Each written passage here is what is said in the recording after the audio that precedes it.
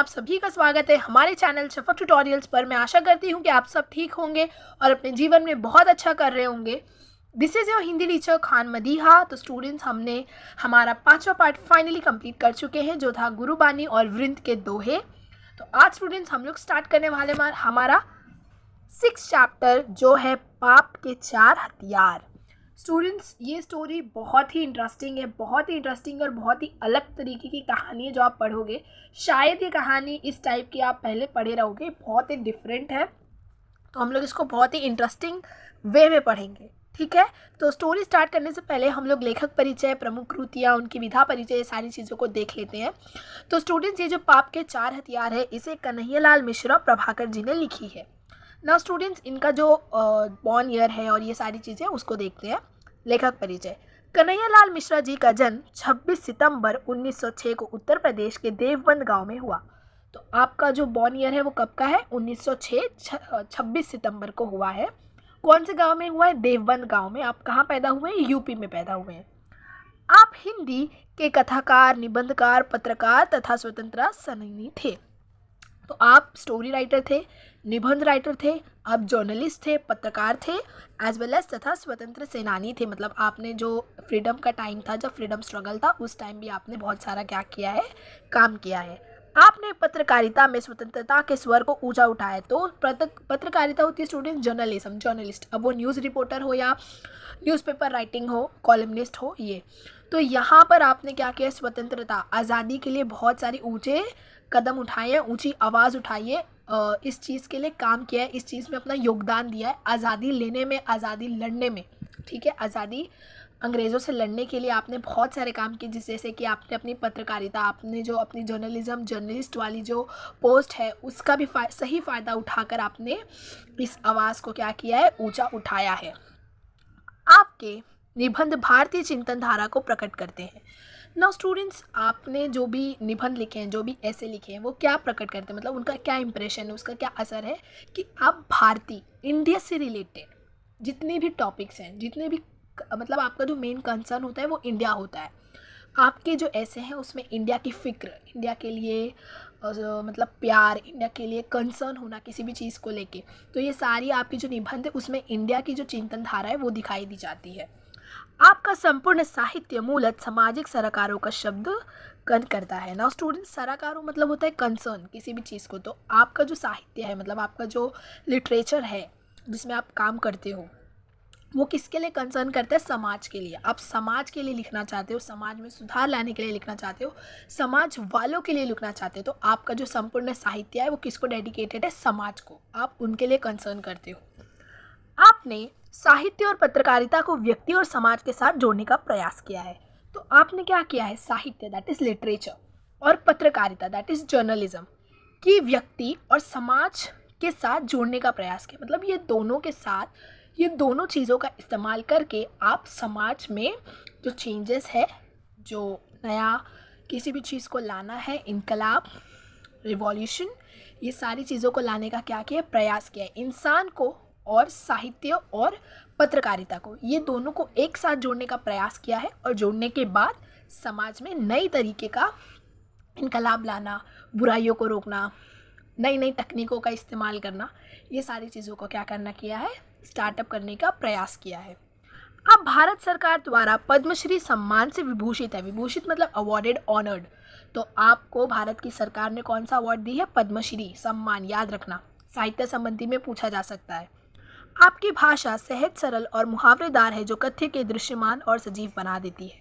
तो आपकी जो भाषा, देखो हर राइटर की एक भाषा होती है, मतलब वो किस तरीके से लिखता है, लैंग्वेज जो उसकी होती है वो थोड़ी कॉम्प्लेक्स होती है, सिंपल लिखता है या थोड़ा इमेजरी लिखता है। तो उसी तरीके से जो हमारे कन्हैयालाल मिश्रा जी हैं वो सिंपल सहज भाषा लिखते हैं, और साथ ही साथ उनमें मुहावरों का इस्तेमाल करते हैं, जो उनके कथन को निखार देता है, उसको और सजीव बना देता है, उसे और सजा देता है।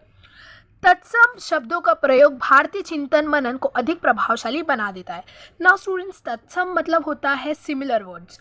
तो आपकी जो कथन होती है उसमें आप क्या करते हैं? सिमिलर वर्ड्स का प्रयोग करते हैं। उसकी वजह से क्या होता है? जो भारतीय, जो इंडिया से रिलेटेड जितनी भी सोच रहती, जितनी भी ख्याल रहती, चिंतन, उसको क्या करता है और प्रभावशाली बना देता है और अट्रैक्टिव बना देता है अपने राइटअप्स को, जहाँ पर आप सिमिलर वर्ड्स यूज़ करते हो। तो क्या होता है कि देखो स्टूडेंट्स, कोई राइटर होता है तो वो राइटर्स के राइटअप्स पढ़ते हैं। जैसे कि कोई राइटर है तो उसे पढ़ना ज़्यादा पसंद होता है, तो वो राइटर दूसरे राइटर्स की चीज़ों को पढ़ता है। ठीक है, मैं आपको ऐसे ही बता रही हूँ, मतलब आई हैव फेल्ट दिस। तो क्या होता है, मैं अगर किसी राइटर का पढ़ रही हूँ तो उस राइटर ने उस वर्ड के लिए कितने सारे वर्ड्स यूज़ किए, तो ये पढ़ के ना मुझे फ़ायदा होता है, फिर मेरा मन करता है और ज़्यादा पढूँ। शायद वो वर्ड का मीनिंग मुझे ना पता हो, या उस वर्ड का जो सिनोनिम है वो मुझे पता चल जाए, नए नए वर्ड पता चल जाए। तो इससे क्या होता है, राइटर्स और ज़्यादा पढ़ते थे, लोग और ज़्यादा पढ़ते थे, क्योंकि आपकी जो कथन होते थे उसमें एक चीज़ होती थी कि आप तत्सम शब्दों का इस्तेमाल करते थे, जो भारतीय चिंतन और उसको क्या कर देता है, अधिक प्रभावशाली बना देता, अधिक इम्प्रेसिव बना देता, अधिक अट्रैक्टिव बना देता है। आपका निधन 1915 में हुआ। तो स्टूडेंट्स यहाँ पे उनका डेथ बताया गया कि आपका डेथ कब हुआ, 1915 में हुआ। प्रमुख कृतियाँ, तो आपकी जो प्रमुख कृतियाँ हैं वो हैं धरती के फूल, कहानी संग्रह, एक कहानी है, ज़िंदगी मुस्कुराई, बाजे पाया लिए के घुंघरू, ज़िंदगी लहलाई, महके आंगन चहके द्वार, ये निबंध है, दीप जले शंख बजे, माटी हो गई सोना, संस्मरण एवं रखा चित्र आदि। तो इसमें से आप दो याद कर लीजिए, सबसे आसान है धरती के फूल और ज़िंदगी मुस्कुराई, ये दोनों आप याद कर लीजिए, काफ़ी सिंपल है, भूलोगे नहीं। नाउ स्टूडेंट्स, हम लोग विधा परिचय देख लेते हैं। तो ये क्या है, निबंध है इनका, एक ऐसे है, विचारों को भाषा में व्यवस्थित रूप से बांधना, हिंदी साहित्य शास्त्र में निबंध का गद्य की कसौटी माना गया है। नाउ स्टूडेंट्स, जो हम लोग पैसेज पढ़ते हैं ना, गद्य उसे कहा जाता है। तो अपने विचारों, आपके जो थॉट्स है उनको भाषा में, भाषा के रूप में प्रस्तुत करना, उसे कहा जाता है निबंध। हिंदी साहित्य शास्त्र में निबंध का गद्य की कसौटी माना गया, मतलब हिंदी के जो शास्त्र है उसमें निबंध को क्या माना गया, गद्य, गद्य की कसौटी माना गया है। निबंध विधा में जो पारंगत है वह गद्य की अन्य विधाओं को सहज से लिख सकता है। निबंध विधा में वैचारिकता का अधिक महत्व होता है तथा विषय को प्रखारता है, पाठकों के सम्मुख रखने की सामर्थ्य होती है। मतलब निबंध के बारे में बताया गया कि निबंध का जो हिंदी लिटरेचर है उसमें कितना ज़्यादा इम्पोर्टेंस है। तो फर्स्ट ऑफ ऑल की जो हिंदी साहित्य शास्त्र है उसमें निबंध को क्या माना गया, गद्य की कसौटी माना गया। ना स्टूडेंट्स, ये सब इंपॉर्टेंट नहीं है, बट अगर आप लिटरेचर लवर हो, आपको लैंग्वेज पसंद है, तो फॉर जनरल नॉलेज आप याद रख सकते हो कि हिंदी साहित्य में गद्य को क्या माना गया है, निबंध की कसौटी माना गया है। फिर उसके बाद निबंध विधा में वैचारिकता, मतलब सोच ख्याल अच्छा होना चाहिए आपका, आपकी जो इमेजिनरी थिंकिंग है वो अच्छी होनी चाहिए, आपकी प्लॉटिंग अच्छी होनी चाहिए, जिसे हम इंग्लिश में कहते हैं, तो उसका अधिक महत्व होता है। तथा विषय की प्रखारता से पाठकों के सम्मुख रखने की सामर्थ्य होती है। मतलब हर विषय का एक अलग, देखो जितना भी विषय है उसका एक अलग अलग कॉन्टेक्स्ट होता है, ठीक है, हर विषय पर आप अलग अलग ऐसे लिख सकते हो। अब उस ऐसे को लिखने वाला अपने नज़रिए से देखेगा, ठीक है, तो उसका बहुत ज़्यादा अधिक महत्व है, तथा उसका जो इम्प्रेशन है वो भी अलग अलग पाठकों को अलग अलग रूप में पढ़ता है। तो अगर कोई जैसे कि जिसे भूत के ऐसे पसंद है, मतलब जो स्कैरी चीज़ें पढ़ता है, तो उसके लिए उस चीज़ का जो इम्प्रेशन है, उस चीज़ का जो असर है वो अलग होगा एज़ कम्पेयर टू वो जो स्टोरीज़ पढ़ना पसंद करता है। तो इसका जो पाठकों के सम्मुख रखने की सामर्थ्य होती है, मतलब उसकी जो प्रखारता है वो काफ़ी अलग है, ठीक है, हर अधिक महत्व होता है। मतलब जो निबंध है उसका हिंदी साहित्य में अधिक महत्व होता है, परंतु उसकी जो प्रखारता, विषय की जो प्रखारता होती है वो अलग अलग पड़ती है हर रीडर्स पर, ठीक है। तो आगे ये है पाठ परिचय। प्रत्येक युग में विचार को, दार्शनिकों, संतों, महापुरुषों ने पाप, अपराध, दुष्कर्म से मानव जाति को मुक्ति दिलाने का प्रयास किया, परंतु विडंबना यह है कि आज भी विश्व में अन्य अत्याचार, भ्रष्टाचार, पाप और दुष्कर्म का बोलबाला है और मनुष्य जाने अनजाने इन्हीं का समर्थक बना हुआ है।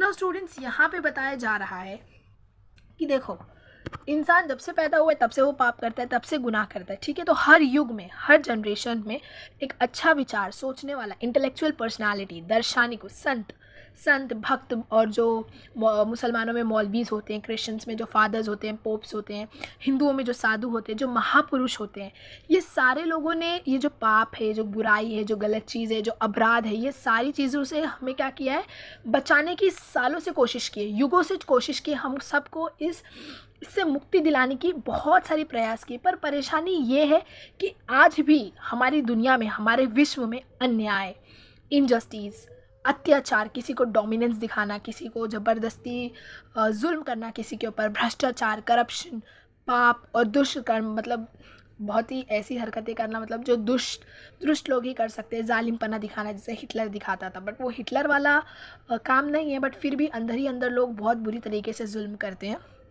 तो ये सारी चीज़ें आज भी चल रही है, आज भी इनका बोलबाला है। और जो मनुष्य है जाने अनजाने, इनडायरेक्टली, डायरेक्टली, नोन अननोन वे में इसी चीज़ों में फंसा हुआ है, इसी का समर्थक बना हुआ है, इससे निकल ही नहीं पा रहा है। हालांकि हर साल, हर युग में, हर जनरेशन में, हर पीढ़ी में एक अच्छा विचार को, मतलब एक अच्छा समझदार इंसान, एक इंटेलेक्चुअल इंसान, संत, महापुरुष, ये सारे लोगों ने अपना पूरा बेस्ट दिया, अपना पूरा प्रयास किया है कि हम इंसानों को ये सारी बुराइयों से रोकें।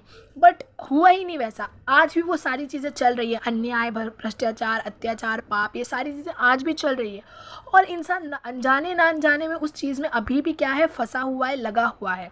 ठीक है, समाज सती महापुरुषों की जयंतियाँ मनाते हैं, जयंतियाँ हम लोग सेलिब्रेट करते हैं ना, उससे बोला गया जयंतियाँ मनाते हैं, जय जयकार करते हैं, फिर उनके स्मारकों का निर्माण करवाते हैं, परंतु उनके विचारों को आचरण में नहीं उतारते। तो देखो ना, यहाँ पे हम लोग बहुत अच्छे से रिलेट कर सकते हैं कि समाज, जो हमारी सोसाइटी है, उसमें जो जितने भी संत हैं, महापुरुष हैं, जैसे कि छत्रपति शिवाजी महाराज, संत कबीर, संत नामदेव, ये सारे जितने भी संत हैं, इनकी जो बर्थ एनिवर्सरी होती है वो हम सब सेलिब्रेट करते हैं, इनकी जो जयंतियाँ होती हैं वो हम सब मनाते हैं, उनका जय जयकार करते हैं, उनके स्मारकों मतलब जो उनका जो स्टैचू होता है वो सारी चीज़ें हम बनाते हैं। जैसे सरदार वल्लभ भाई पटेल का स्टैचू है, छत्रपति शिवाजी महाराज का स्टैचू है, तो ये सारी चीज़ों को हम लोग निर्माण करवाते हैं। परंतु एक चीज़ जो हम नहीं करते वो है उनकी किए गए काम, उनके जो विचार है, उनके जो थॉट है, उनको अपने जीवन में उतारते नहीं, उनका आचरण नहीं करते।